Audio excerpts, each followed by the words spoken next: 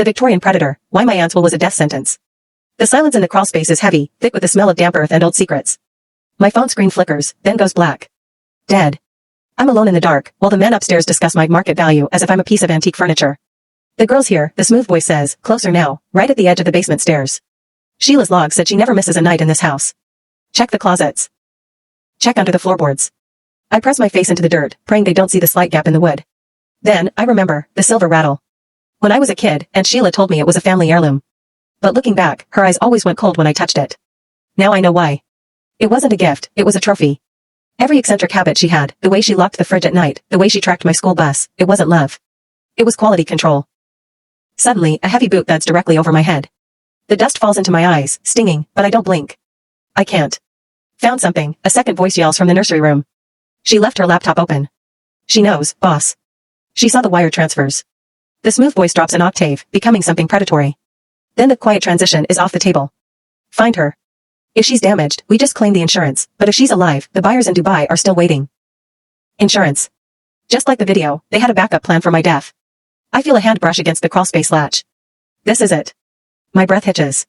But before the door can yank open, the entire house shakes. A massive crash echoes from the front porch. The sound of metal grinding against wood. Tires screeching. Police. Open up. No. It's not the police. I recognize that voice from the phone call. It's a woman from Ohio. But she didn't come with a badge. She brought a sledgehammer. The men upstairs scramble. Shouts, the sound of a struggle, and then, a gunshot. Bang. Silence. For 3 long minutes, the only thing I hear is the ringing in my ears. Then, a soft, shaky voice speaks right at the crawlspace door. Sarah? Honey? It's your grandmother. I've been looking for your mother for 40 years, and I am not losing you tonight. The final reckoning, my real family came back for blood. The latch on the crawlspace door creaks open. I'm blinded by a flashlight, shielding my eyes as I crawl out, covered in 40 years of Sheila's dust. Standing there isn't a ghost, it's a woman with silver hair, a shotgun tucked under her arm, and eyes that look exactly like mine. Get up, Sarah, she says, her voice like gravel and velvet. We don't have long. The men in the suits, they aren't alone. Sheila's partners are already halfway up the driveway. We sprint through the basement, passing that horrific steel door nursery. My grandmother, my real grandmother, spits on the floor as we pass. She kept my Rebecca in here, she whispers. Told her the world was a monster so she'd never leave. Then she did the same to you. We reach the kitchen, and it's a war zone. One of the new owners is slumped by the fridge, and the smell of gasoline is everywhere. They didn't just come to take me, they came to erase the evidence. The documents. I yell, pointing at the basement. The contracts, the names of the other girls, we can't let them burn. But the stairs are already a wall of orange flame. The Victorian is an oven. Forget the papers. Grandma screams, pulling me toward the back porch. You are the evidence. Your face, your blood, you are the living proof of everything Sheila stole. We burst through the back door just as a black SUV skids onto the lawn. Men in tactical gear jump out, but they aren't looking for a fight. They see the house engulfed in flames, they see Grandma's shotgun, and they see me recording everything on a spare tablet I snatched from the counter. It's live. I scream at the top of my lungs, holding the tablet high. 10,000 people are watching. Try something. It's a bluff, the Wi-Fi cut out minutes ago. But they don't know that. They freeze. The sirens finally wail in the distance, real ones this time. The SUV peels out, leaving us standing in the glow of Sheila's burning lies. Grandma pulls me into a hug, the first real hug I've felt in my entire life. It's over, Sarah, she sobs. The house is gone. The dolls are gone. Let's go find your mother, she's been waiting in a clinic in Cincinnati for a long, long time. As the roof of the Victorian collapses. I don't feel sad. I feel free. The hospital room at midnight. Meeting the ghost of my past. The drive to Cincinnati was a blur of neon signs and heavy rain. My grandmother, Evelyn, kept one hand on the steering wheel and the other gripped tight on mine. She didn't talk much, but the way she looked at me, it was like she was seeing a miracle and a tragedy all at once. We pulled up to a private clinic tucked away behind a wall of oak trees. No signs. No flashy lights. Just the willows etched into a small stone. Sheila told everyone your mother was a lost cause, Evelyn whispered as we walked through the automatic doors. She spent 12 years paying these doctors to keep Rebecca sedated, to keep her quiet. But Sheila's check stopped clearing last week. We reached room 402. I stopped. My breath caught in my throat. Through the small glass window, I saw her. She was thin, so thin she looked like she was made of porcelain, sitting in a chair by the window, staring at the rain. Evelyn pushed the door open. Creak. My mother turned her head. Her eyes were hollow, clouded by a decade of treatment, but as they landed on me, the fog started to lift. She stood up, her legs shaky, her hands reaching out as if she were trying to touch a dream. Sarah, she breathed. Her voice was a rasp, a sound that hadn't been used for anything but screaming in a long, long time. I couldn't help it.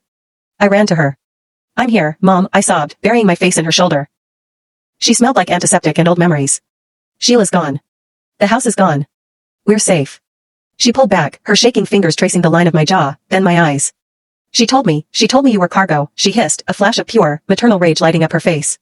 She told me if I didn't stay quiet, she'd send you to the buyers early. Evelyn stepped forward, placing a hand on both of us. Not anymore, Rebecca. The police found Sheila's offshore accounts. The private placement agency is being raided as we speak. Every girl Sheila brokered, we're bringing them all home. My mom looked at the window, at the reflection of the three of us together. For the first time in my life, I didn't see a permanent fixture of a house. I saw a legacy. What do we do now? I asked. My mother looked at me, a sharp, fierce smile breaking through her exhaustion. Now? We go to the authorities.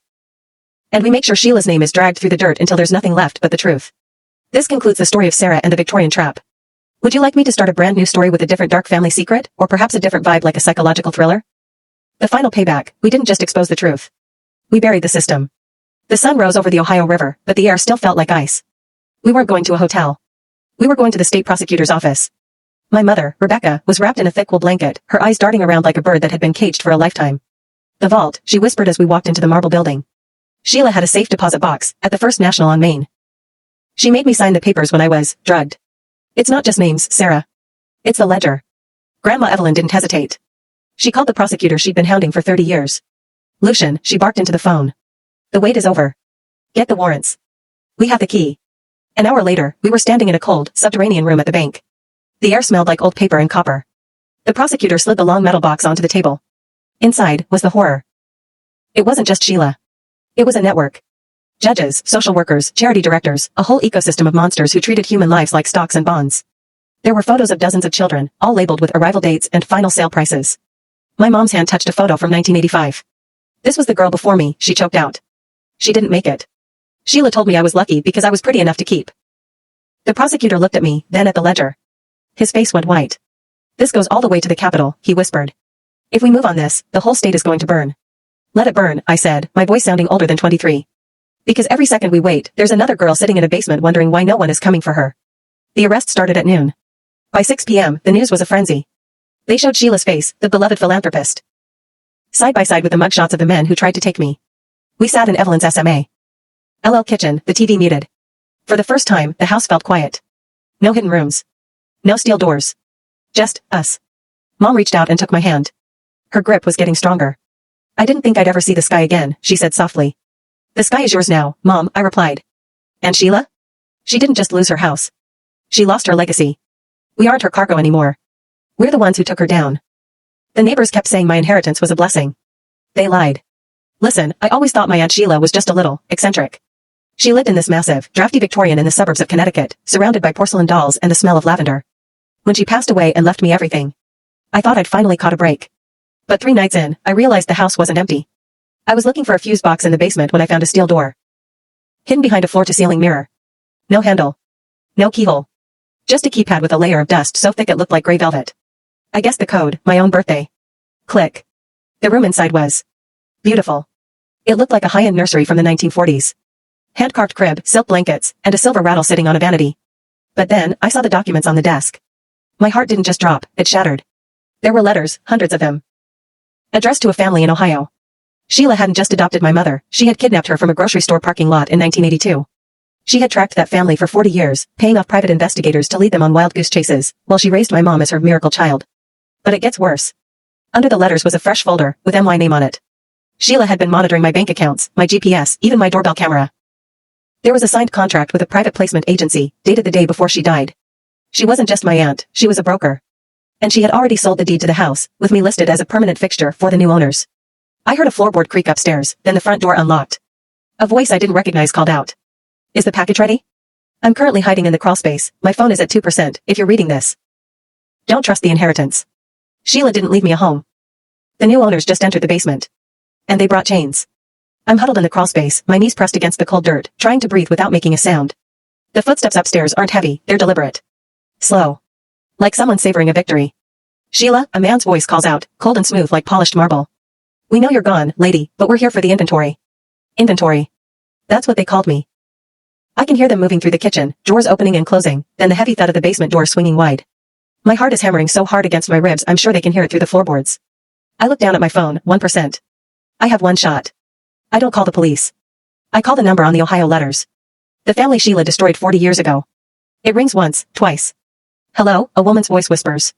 She sounds old, tired, but sharp. My name is Sarah. I hiss into the mic. I'm in Sheila's house. I found the room. I found the letters. You were right, everything was a lie. And now, there are people here to finish what she started. Silence. Then. Stay on the line, honey. We've been parked 2 blocks away for 3 decades, waiting for someone to finally open that door. Downstairs, the keypad beeps. 5, 8, 2, 1. My birthday. The steel door moans as it opens. I hear a man whistle. A sharp, terrifying sound of approval. Beautiful, he says. She's even better than the photos. Where is she hiding? Suddenly, the power cuts. The house goes pitch black. The man shouts, a crash of breaking glass upstairs, and then, the sound of a heavy engine roaring into the driveway. The hunters just became the prey. Would you like me to write the final confrontation where the family finally takes back what was stolen?